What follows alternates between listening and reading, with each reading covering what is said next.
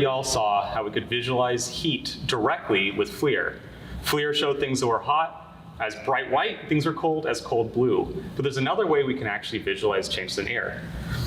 You might know before that hot air becomes less dense and rises, and cold air becomes more dense and cools.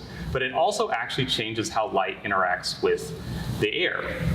You've seen this before if you've ever seen a mirage. Say hot wavy lines coming off of the desert reflecting a lake from the distance, or possibly just coming off of your very hot car on a summer day in Texas. However, with this demo, we can really accentuate that. This is a Schlieren optics demo. It's designed to emphasize every little change in how air refracts light. We have here a telescope, a parabolic 13-inch telescope mirror, and on the other side we have a camera with a knife edge filter and a pinhole light. And that allows us to really visualize changes in density of air. For example, if I take this lighter and light this tea candle right in front of the mirror, we should see a glorious bloom of hot air rising off. You might even see it's narrower at the bottom, and then it becomes turbulent as it flows up and becomes non-laminar. But we don't just visualize hot air, we can also visualize cold air falling. For example, here I have some dry ice.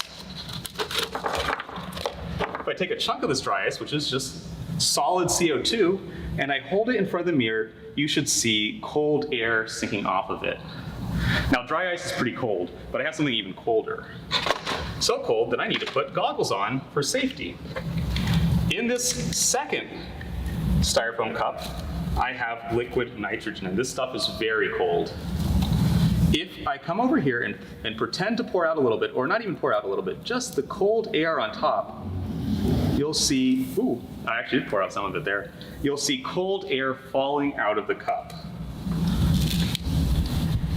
But this setup doesn't just visualize change in temperature of air, because other things can change how the index of refraction of air works, or the density of air works. For example, ordinary isopropyl alcohol. This stuff you might know has noxious fumes which you don't want to breathe in, but those fumes are also different with index of refraction. So if I put it in front of here and poof it a couple times, you can actually see plumes of it coming out of the bottle.